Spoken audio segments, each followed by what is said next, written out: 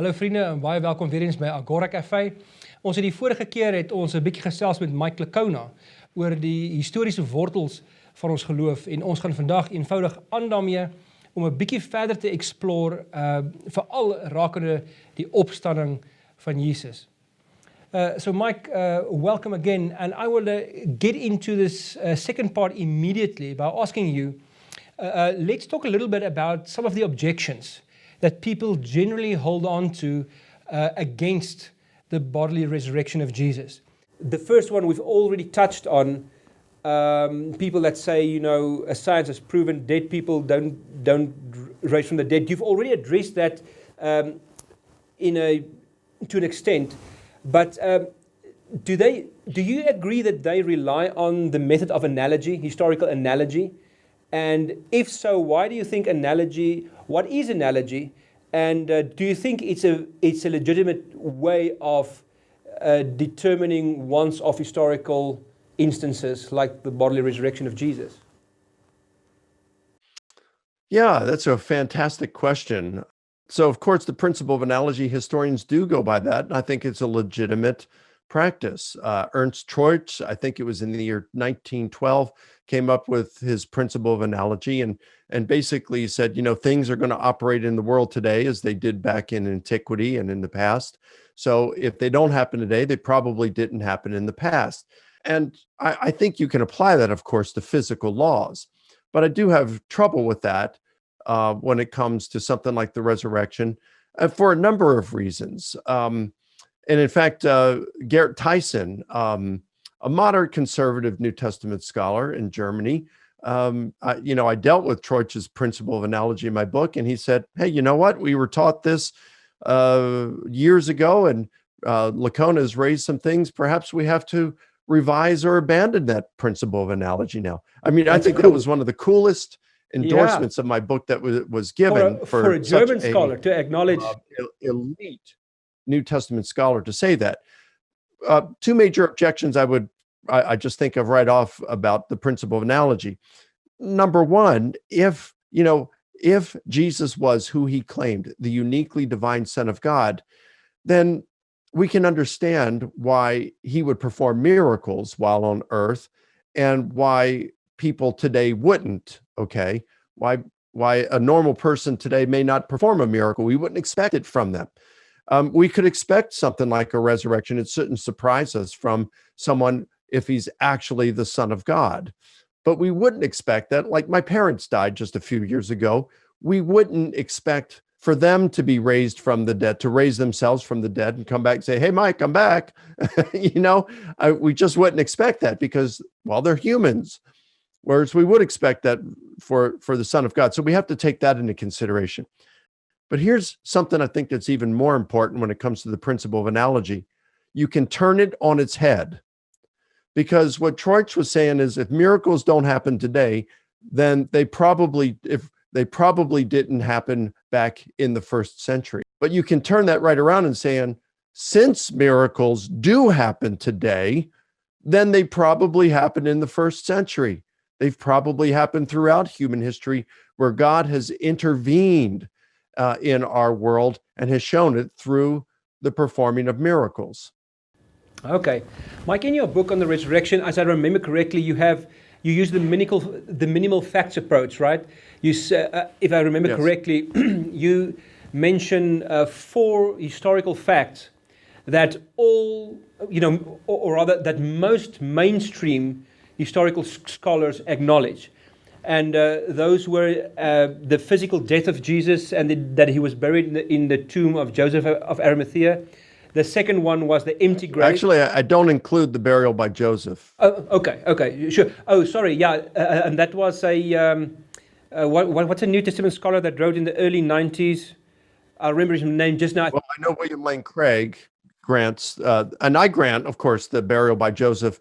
Bill Craig uses it in his argument for the resurrection, but it's not one of those minimal facts that's granted by virtually all scholars who study the subject. Okay, sure. But at least we do have the death of Jesus on the cross. Then we have the empty grave has been acknowledged, that at least the disciples experienced the empty grave. The third one is the eyewitness, or rather the the appearances of Jesus after his death. They acknowledge that the disciples sincerely believed that they saw Jesus after his death. And I think the fourth one was, what was the fourth one? The explosive growth of the early church. Is that the one you mentioned, or is that more N.T. Wright's? That's William Lane Craig. I provide three in my book, so that are granted virtually 100% of scholars. Number one, Jesus' death by crucifixion. Number two, shortly thereafter, a number of his disciples had experiences they were convinced were appearances of the risen Jesus to them. And number three, a skeptic named Paul had an experience he believed was an appearance of the risen Jesus to him, and he became a Christ follower as a result. Those are virtually undisputed by historians of Jesus today. Okay, so talk to us a little bit about the second and the third. The first one, most scholars agree on. I mean, there was in the 1800s David Frederick Strauss, that said, Jesus didn't even really die. But I mean, his book doesn't sell too well today. I mean, most people, really do believe that Jesus actually died. So talk to us about the empty grave and the appearances. Why was the empty grave significant, and why was the appearances not mere hallucinations or aberrations or whatever? Why do we take the combination of those two, the empty grave and the appearances, why do we take them seriously historically? Well, in terms of the empty grave, the empty tomb, I think there's good evidence for it. Number one, Jesus is buried in Jerusalem, and because he's crucified there, he's buried in Jerusalem. You've got Josephus in his Jewish War, Book 4, Section 317, that talks about that just prior to the temple's destruction in the year 70, some Roman mercenaries came in, or mercenaries for the Roman army came in and killed a bunch of Jews, and they would not allow those Jews to receive a proper burial. And it said the Jews in Jerusalem were very angered. They were outraged at this because it was their custom to remove the crucified and give them a proper burial prior to sunset. So you have that, plus you have some archaeological evidence of crucified victims in Jerusalem that were given a proper burial, and because they have found their skeletal remains in what are called ossuaries, and the ossuaries stopped in the year 70, and they started around the year 30 BC. So in that 100 years, we know that the Jews, at least even criminals and those who had been condemned and crucified, were giving a proper burial in Jerusalem. And so that gives plausibility to the story of Joseph of Arimathea. And it would have been impossible for Christianity to get off the ground if the body had still been in the tomb in Jerusalem, because all they would have had to have done, the Jews probably wouldn't have gone to it, but the Romans could have, and they could have seen a corpse in there, and any corpse that was of the stature of Jesus would have been very problematic to the claim that Jesus had been raised. So that's one problem. A second problem is that it's enemy attested.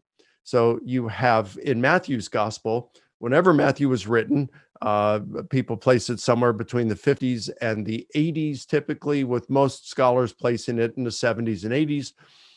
We really don't know exactly when it was written. These are just guesses.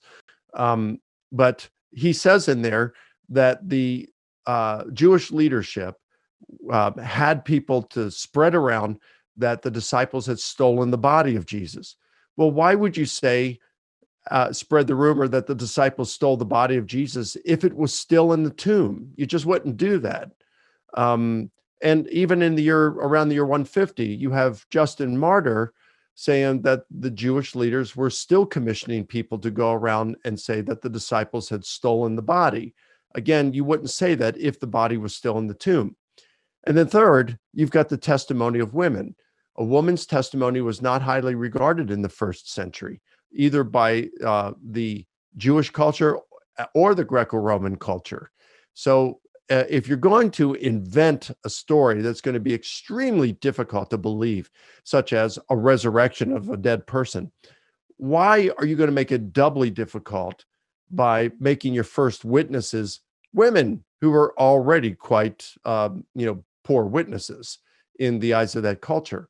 So these, plus, I could give some other reasons, but these militate against, actually, they provide evidence for the empty tomb. Okay. In terms of the appearances, we've got plenty of evidence for that. So the first thing you have is Paul. He's probably our earliest source, and he mentions that the risen Jesus appeared to him. Plus, in some oral tradition that doubtless goes back to the disciples of Jesus in Jerusalem, it talks about the appearance to Peter, to the 12, to more than 500, to James, and to all of the apostles. So we can get back to what the disciples were preaching through Paul. He's very early. So you got Paul, you've got oral tradition that mentions the appearance embedded in Paul's letters. You have the sermon summaries in the book of Acts, which most scholars do think embeds the early charisma of the apostles, what they were proclaiming publicly. And then you have a number of written sources, such as all four Gospels mention the resurrection, and you've got appearances in Matthew, Luke, and John. You've got an appearance foretold in Mark chapter 14, verse 28, and 16, verse 7. And then you've got Clement of Rome and Polycarp, who mention the appearances of Jesus. And Clement of Rome was a disciple of Peter. Polycarp was a disciple of the Apostle John. So you've got Paul, oral tradition, and many written sources that talk about the appearances. Okay, so would I be right to assess that because of these minimal facts, that you think that we can establish to a degree of reasonable probability that the biblical claim of the resurrection of Jesus is the best possible intellectual home for those facts? Would you? I think the word or the term that you coined was the explanatory power. The best, the story that best explains those minimal facts is in fact the biblical claim of the resurrection. Can you say anything about that? Sure. Well, first I'd say I didn't coin the term explanatory power. A philosopher of history, a fantastic one in Australia named C. Behan McCullough, he uses that term. I don't know if he coined it, but he uses that as one of the criteria. So given the truth of the hypothesis, we would expect certain things. And to the extent we get those things, that hypothesis has explanatory power. So let's say that the hypothesis, someone is claiming that the South African rugby team won the, please understand, we don't do a lot of rugby here in the U.S. So is it the World Cup, which would be the championship? Yep, that's right. That's right, the World Cup. Okay, so let's say the South African team wins the World Cup, and that's the hypothesis. And so you say, well, what's the evidence for if they actually won? What would we expect? Well, we would expect all kinds of celebration. We would in the streets. We would expect people to be happy about that. We would expect it to be mentioned in the newspapers, on websites. And sure enough, then you go and you say, okay, well, it is mentioned on websites. It's mentioned in newspapers. Yes, there was rejoicing in the streets and people were generally happy. So you get what you would expect if that hypothesis is true. If you're going to say the South African lost the World Cup, but then you still had it reported in the newspapers and online and people are excited and they're rejoicing in the streets, well, then that hypothesis does not have explanatory power. And so like with the resurrection, what do you expect? And if Jesus did not rise from the dead, what do you expect? Well, if Jesus did, the hypothesis that he did not rise from the dead, we really don't expect much at all. We don't expect people to be reporting that Jesus appeared to them. Maybe one or two people would experience hallucinations, but you wouldn't expect group appearances. You wouldn't expect a skeptic like Paul to convert to Christianity, or Jesus' half-brother James, who was a skeptic all the way up to the time of the crucifixion. Now he becomes a leader in the Christian church and is even martyred for his faith that his brother is the Messiah. I mean, what would it take to convince you that your brother is the Messiah? So you have that. what we would expect if Jesus didn't rise did not happen. What we expect if he rose from the dead happened. So the resurrection hypothesis has very good explanatory power. But that's just one of several criteria that historians would use in order to see which is the best hypothesis. Okay. Wow, Mike, thanks a lot. That's really a whole lot to think about. Let's move just for a moment or two before we close. Let's move to your second book, because I think one of the objections that some skeptics indeed do have, especially on a popular level, is that why, if Jesus really rose from the dead, why are there so many differences in the four Gospels concerning, or around the resurrection events? We have Matthew talks about only two women, the two Marys that were at the grave. Mark talks about the two Marys and Salome. Luke talks about other women. Luke has his woman, and there are several other small details in the four Gospels that differ from one another, around the resurrection. Doesn't that mean that the whole idea of the resurrection is historically unreliable? If the Gospel can't even get their facts straight, how can we believe what they testify about? Namely the resurrection of Jesus. Yeah, it's a fantastic question, Rudolph. I'm glad you asked it. The differences would have really bothered me, years ago. But once I came to understand that Jesus rose from the dead, differences no longer bothered me as much. And you can show that Jesus rose from the dead even without even using the Gospels, actually. You can do it from earlier literature, like just from Paul's letters. And that's a lot of what I do in my large book on the resurrection. But let me say this, as I have studied ancient literature, gone outside of the biblical literature and looked at the other Jewish literature, like by Josephus and Philo, and then studied the Greco-Roman literature like Plutarch and Suetonius and others, I've learned a lot about how ancient history and biography how they were written. And they had different objectives than what we have today. And I think what my problem was in the past and what many people do today is they assume that we write history today like they wrote in the past, or that they wrote in the past like we write today. You didn't even have the word biography. They weren't even referred to as biographies until just a few hundred years ago. Before that, they were called lives, like the life of Cicero, the life of Caesar, the life of Brutus, the life of Antony, the life of Alexander the Great. So, and they had different objectives behind it. They did not have the objective of reporting with the kind of precision we enjoy or really desire today.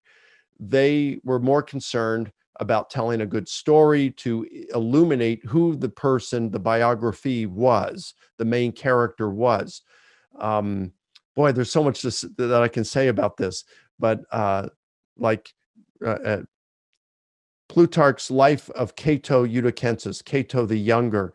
They want to show what kind of a character he was. And so Plutarch tells events and sayings of Cato to show that he was a man of great integrity and principle, and he would give up his life just for the sake of following principle to the very end. And Plutarch says that when he's writing, he is writing to illuminate the character of his main subject. And so when you come to the Gospels and you read them as ancient biographies, it's amazing the kind of light that's shed. Just come to Mark's Gospel, which skeptics for years said that Mark doesn't present Jesus as divine. You don't find Jesus as divine until he's the divine Son of God in Luke, and then he's God himself in John. But you look in Mark and you take into consideration its ancient biography, and you look chapter by chapter, and you see, all right, it opens up by saying, as Isaiah the prophet said, the voice of one crying in the wilderness, prepare the way for the Lord, make straight his paths. Well, then you would expect for Jesus to prepare the way for God's coming. But instead, it's John the Baptist preparing the way for God, who in this case is Jesus. Chapter 2, Jesus heals a paralytic and forgives him his sins. And the Jewish leaders say, well, that's blasphemy because only God forgives sins. Yep. Chapter 3, Jesus is awakened during a storm and he's asleep in a boat and he calms the wind and the waves, which the Old Testament says it's something that God does. Chapter 4, he has been expelling demons and they say, well, Satan cast out Satan. And Jesus says that he has bound Satan and now is plundering his kingdom of souls. Well, what human can bind Satan? Chapter 5, Jesus walks on water, something the Old Testament says only God can do. And on and on and on throughout Mark's gospel, Mark is presenting Jesus as God's uniquely divine son, full deity. And we see this through his words and his deeds. So reading the Gospels as biographies helps us to, and illuminates how the Gospel authors were actually, what they were saying about Jesus. But they weren't so concerned with precise details as we are. The way I like to put it, Rudolph, is to say, those of us who are married understand that there's the guy version of the story and there's the girl version. And girls like lots of details, lots of them. Guys, we just want bullet points, get to the bottom line. And we will often adjust the details in order to abbreviate things and to get to the main point and even make that point clearer. And sometimes our wives will be in the background saying, it didn't happen that way. Well, we're not trying to deceive. We have different objectives in telling that story than given the precise details. So a lot of times in ancient biography and history writing, they would give us the guy version of the story, and some more than others. Matthew gives us a guy version of the story. Mark often gives us the girl version of a story. So you get both, but that causes a lot of differences. And what I do in my book is I talk about the various compositional devices that ancient biographers and historians were taught to use when writing. And then others we can infer from their writings. And then when you come to things like compression, conflation, displacement, transferal, literary spotlighting, things like this. And then when you come to the Gospels and you read them in view of the same compositional devices that Plutarch and that were virtually universal amongst ancient historians and biographers, then you look and you say, wow, this is the same kind of stuff everybody else is using. This is why you have the same kinds of discrepancies when we read the accounts of Caesar's assassination and Appian, Cicero, Dio Livy, Nicolaus, Plutarch, Suetonius, and Velleius. You get the same kind of discrepancies, differences. And in many cases, these were intentional as a result of just telling the guy version of the story or doing some changes that were prescribed for historians and biographers and others to use in their writings. It's a really fascinating study. And it just, when my students at Houston Baptist University, once they finish reading my book and discussing it, they say, I'll never read the Gospels in the same way again. And I'll say, it's like reading the Gospels for the first time again, isn't it? And I go, yeah, it's exactly what it's like. Yeah, Mike, and thank you so much for that second book of yours, because it was really fascinating to me. And so I hear you say from that if we look at the differences in the Gospels and you compare that to the ancient historical biographies or writings of, say, Plutarch, Suetonius, that they are so, well, they're not completely similar, but at least the literary style in terms of historical writing is so similar that you can see that the Gospels were trying to put themselves in the same shoes as those history writers. Is that a fair assessment? Yeah, they used a lot of the same techniques for writing biography. Now, let me say this: there's people who would come back and they'd rightly say, "Well, wait a minute. These gospel authors, a lot of times, except for perhaps Luke, Matthew, Mark, and John, were Aramaic-speaking peasants. They were fishermen and tax collectors. You didn't have to be educated for that kind of stuff. Maybe Matthew was somewhat literate, but you didn't have to be highly illiterate to the point of writing a very beautifully artistically composed biography of Jesus, which we have in Matthew. So these authors couldn't have written it.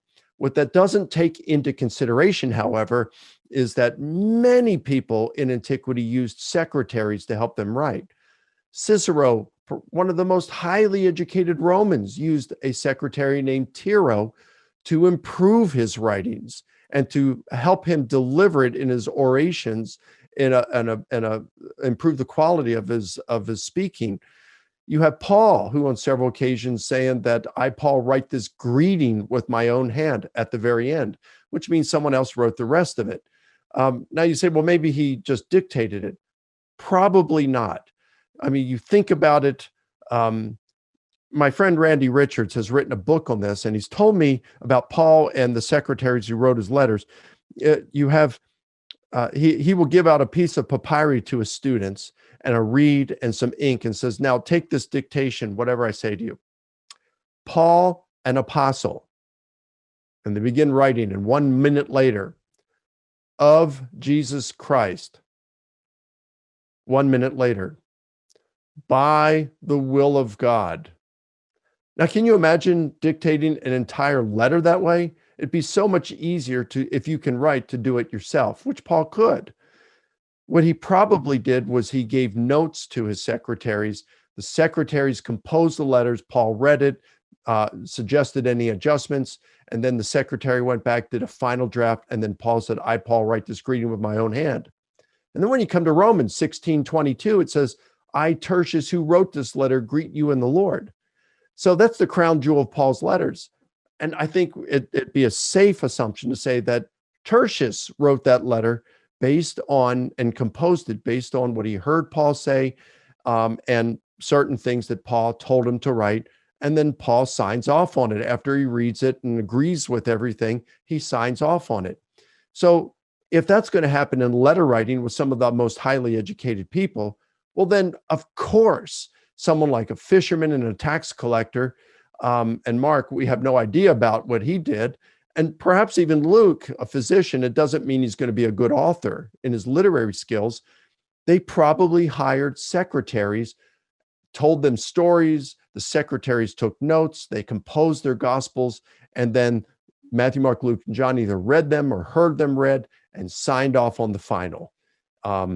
So yeah, that's probably what we're looking at and how the gospels were composed. Mike, thanks. Well, I mean, there is such a lot of material to consider that we've just covered, and it almost feels like sacrilege now to end this interview. But one last question from you. So you believe in the bodily resurrection of Jesus, and what does that mean to you as a Christian in a COVID-19, post-COVID-19 era? I think the year 2020 has been a very hard year for a lot of us right throughout the world. What does the resurrection mean for you? And I think from your theological perspective, what does it mean for us in our daily lives as we go on? In 2013, 7 years ago, my mom died. The following year, my dad died. I miss them, but I have confidence that I'm going to see them again because of the resurrection of Jesus. A year and a half ago, my dog, the family dog of 16 and a half years, died. And we were all at the vet saying our goodbyes to it. And I was holding the dog as the veterinarian administered the lethal drug to it. And we were all just crying. I mean, my wife will tell you, she's probably seen me cry 5 times, if that many times, since our marriage 33 years ago. We got married. But she has seen me cry more about that dog than she did with both my parents combined. And it's not that I love the dog more, far from it. It's because I have the confidence I'm going to see my parents again. But with that dog, it's like it was alive. We loved it. It had lived with us. It was a family member for 16 and a half years. And then it was gone. And there it is. Like 1 minute later, she's dead.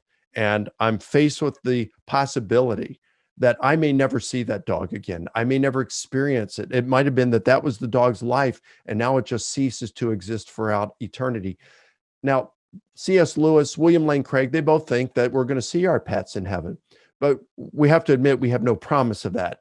And just the sting of death at that point brought something, just a weight of grief on me that I hadn't experienced in a very long time.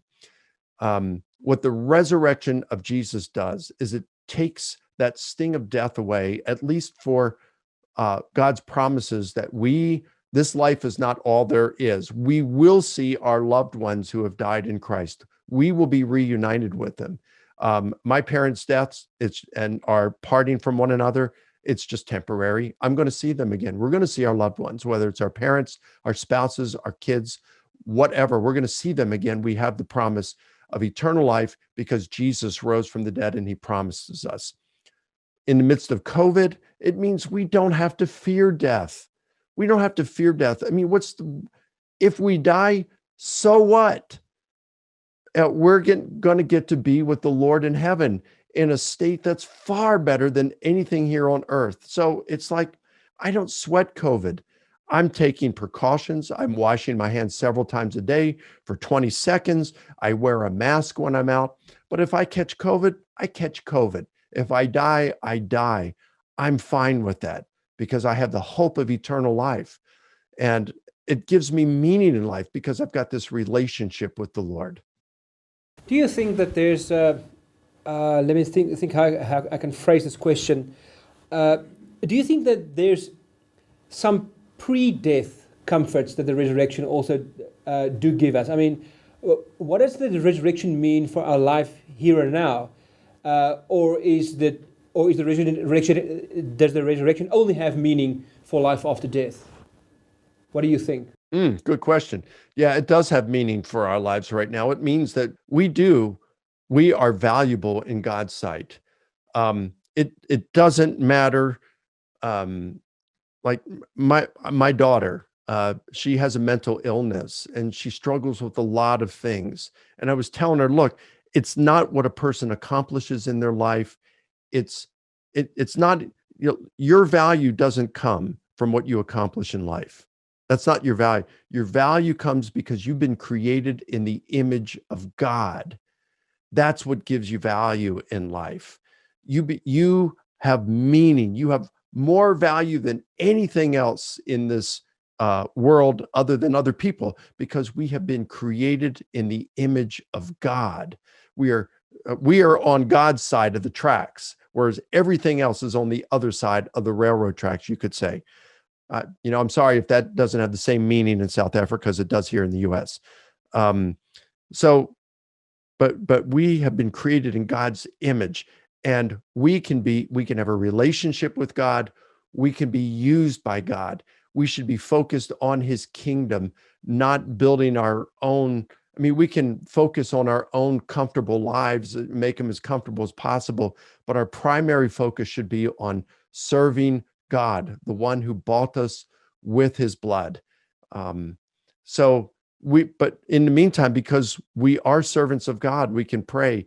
He can provide a spouse for us. I fasted and prayed for years for God to lead me to the spouse of his choice, and I believe that he did. We can ask him for help in different things. It doesn't mean that our life is just going to be all wonderful and everything, but he can help us through our difficult times. He can give us wisdom and lead us. He can forgive us our sins. And when we fail, he forgives us. We can start over. It doesn't mean that we won't bear the consequences of things that we have done, but it does mean he forgives us and gives us the possibility of starting over with him and perhaps even with what we are doing here on earth. Wow. Yeah. Thank you. And I think for me as well, what the resurrection means to me is that it really gives you a sense of value, like you said, a sense of meaning, a sense of purpose, and it really helps us understand that we live in. If we live in the Jesus resurrected world, it means we live in a world where anything can happen, when you're in dire straits, who knows? God might intervene. Even if he doesn't, that's okay. But if he does, or rather, that might happen because we live in an enchanted world where the impossible became part of the material world. And Mike, I just want to thank you so much from the bottom of my heart.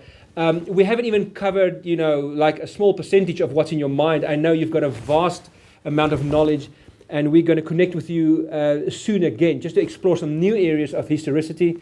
And I know you love history. I love history as well. Unfortunately, it seems like we're in the minority sometimes. Many people don't. But to me, it's really, really stimulating. Thank you so much for your friendship over the years. Thank you for your very thoughtful ministry. Thank you for your love for God, and it's really inspiring to me. And we hope to see you soon again. Thank you, brother. It's wonderful to reconnect with you, and I love you, man. I'm so glad we're friends. Love you too, bro. So, friends, that was Dr. Mike Licona. If some of you really want to look at some of his material, he's got a vast amount of material available on his website, risenjesus.com. You can go and access that. You can even order the books that he's written, and it will be really edifying to do that. So with that, God bless you. Until next time.